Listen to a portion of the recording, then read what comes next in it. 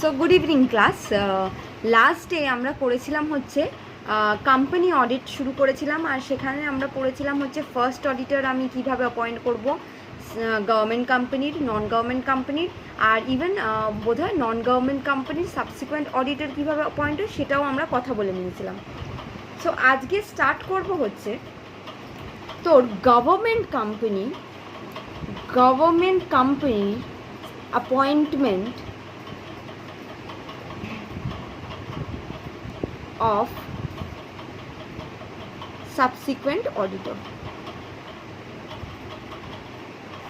Government কোম্পানির appointment of subsequent auditor. আচ্ছা, এবার গভর্নমেন্ট কোম্পানির সাবসিকুয়েন্ট অডিটর কে অ্যাপয়েন্ট করবে আর কিভাবে অ্যাপয়েন্ট করবে? Subsequent auditor of government company will be appointed by CNAG, ওই যে বলেছিলাম কন্ট্রোলার অ্যান্ড অডিটর জেনারেল, যে ফার্স্ট অডিটর অ্যাপয়েন্ট করে, আবার সেই কিন্তু সাবসিকুয়েন্ট অডিটর অ্যাপয়েন্ট করার প্রথম সুযোগ পাবে। কে পাবে? সিএনএজি, কন্ট্রোলার অ্যান্ড অডিটর জেনারেল। আচ্ছা, এবার এই সিএনএজিকে কীভাবে অ্যাপয়েন্ট করতে হবে? Within 180 days. কত?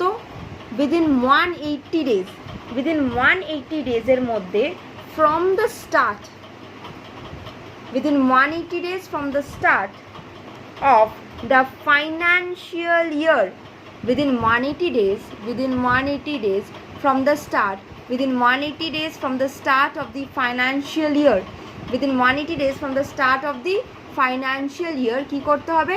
অ্যাপয়েন্ট করতে হবে হচ্ছে সিএনএজি কে subsequent auditor of government company. ধর 17-18 হচ্ছে ইয়ারটা, ইয়ার ইজ 17-18, তাহলে আমাদের স্টার্ট হচ্ছে কবে থেকে? 1/4/17, ঠিক আছে? তাহলে এখান থেকে 180 দিনের মধ্যে উইদিন 180 ডেজ সিএনএজিকে অ্যাপয়েন্ট করে নিতে হবে হচ্ছে গভর্নমেন্ট কোম্পানির সাবসিকুয়েন্ট অডিটর। আর এই অডিটর কতদিন অফিসে থাকবে? যেমন আমরা নন গভর্নমেন্ট কোম্পানির ক্ষেত্রে দেখেছিলাম যে সাবসিকুয়েন্ট অডিটর কতদিন অফিস হোল্ড করে? Till the conclusion of the 6th AGM। এখানে সেরকম কিছু না, এখানে হচ্ছে this in case of government company the subsequent auditor will hold office till the AGM, এবারে till the conclusion of the AGM। তাহলে কোন AGM এর কথা বলছে এখানে? এখানে জাস্ট বলা হচ্ছে till the conclusion of the AGM। এখানে কোন AGM এর কথা বলা হয়েছে? এখানে বলা হচ্ছে এই যে বছর, এই 17-18 AGM জবে হবে ঠিক ততদিন সাবসিকুয়েন্ট অডিটর থাকবে। তাহলে সাবসিকুয়েন্ট অডিটরকে গভর্নমেন্ট কোম্পানি কী করতে হবে? অ্যাপয়েন্ট করতে হবে হচ্ছে within 180 days from the start of the financial year, that is 17-18 শুরুর থেকে 180 দিনের মধ্যে আমাকে অ্যাপয়েন্ট করে নিতে হবে। আর এই 17-18 জবে AGM হবে, যেই দিনে AGM হবে সেই AGM অবধি হচ্ছে এই সাবসিকুয়েন্ট অডিটর অফিস হোল্ড করবে। ক্লিয়ার?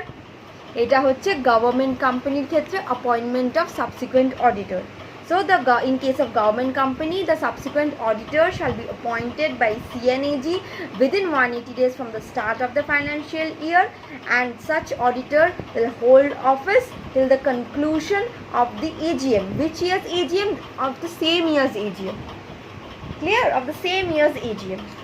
তাহলে আমরা পড়ে নিলাম হচ্ছে গভর্নমেন্ট কোম্পানির কিভাবে সাবসিকুয়েন্ট অডিটর আমি অ্যাপয়েন্ট করব। এবারে আমরা আজকে একটা নতুন টপিক পড়ব, সেটা হচ্ছে কি? রোটেশন অফ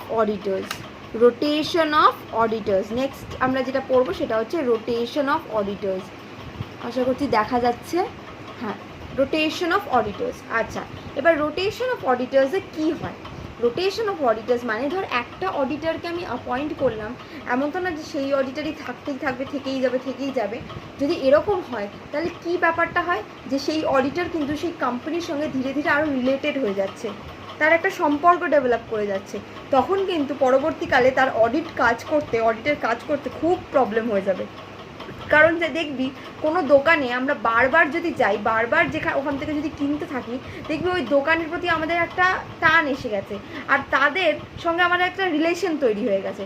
তখন আমি কিন্তু ওখানে গিয়ে ঠিকমতো বার্গেনিংও করতে পারবো না, কারণ এই ভেবে যে কি যে না এই তো আমাদেরই চেনার দোকান। কিন্তু অডিটারের যদি এইটা হয়ে যায় যে অডিটারও কন্টিনিউয়াসলি সেম অডিটার বছরের পর বছর অডিট করছে, তখন কি হয়ে যায়, তখন কিন্তু অডিটারের যে এক্সপার্টাইজ, অডিটারের যে ইন্টিগ্রিটি, অনেস্টি, সেইটা কোয়েশ্চেনেবল হয়ে যায়। হ্যাঁ কি না, কোয়েশ্চেনেবল হয়ে যায়। তো সেই কারণে rotation of auditor is important. Rotate করতে হবে অডিটারকে।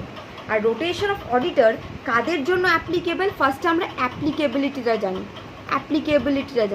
রোটেশন অফ অডিটার্সের ফার্স্ট আমরা অ্যাপ্লিকেবিলিটিটা জানি। অ্যাপ্লিকেবিলিটিটা কি হচ্ছে, একটা হচ্ছে লিস্টেড কোম্পানি, নেক্সট হচ্ছে আনলিস্টেড পাবলিক কোম্পানি হুজ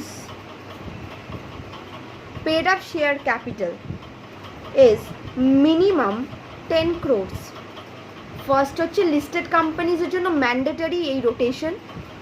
তারপরে নেক্সট হচ্ছে unlisted public company whose paid up share capital is minimum 10 crores is minimum, এক মিনিট মনে হচ্ছে দেখা যাচ্ছে না, এক সেকেন্ড, হ্যাঁ, ইজ মিনিমাম 10 crores হলো, is minimum 10 crores, minimum 10 crores। Number 3 হচ্ছে private company, private company whose paid up share capital is minimum 50 crores, whose paid up share capital is minimum 50 crores। আর নাম্বার 4 হচ্ছে any company whose public borrowing from bank or financial, দেখা যাচ্ছে কি, হ্যাঁ, or financial institution, public borrowings from banks or financial institutions is minimum, sorry এখানে minimum না, is or exceeds 50 crore। তাহলে কি বললাম, ফার্স্ট কার ওপরে অ্যাপ্লিকেবল, ফার্স্ট অ্যাপ্লিকেবল হচ্ছে লিস্টেড কোম্পানিজের ওপরে রোটেশন অ্যাপ্লিকেবল। কারণ লিস্টেড কোম্পানি এমনি শেয়ার্সে ট্রেডিং করে, সেই সমস্ত কোম্পানির কনফিডেন্সিয়ালিটি, ইন্টিগ্রিটি মেনটেন করাটা খুবই দরকার।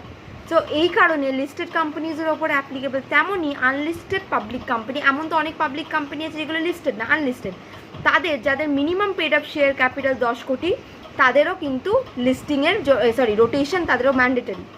নেক্সট কি, প্রাইভেট কোম্পানি যার minimum paid up share capital হচ্ছে 50 কোটি টাকা।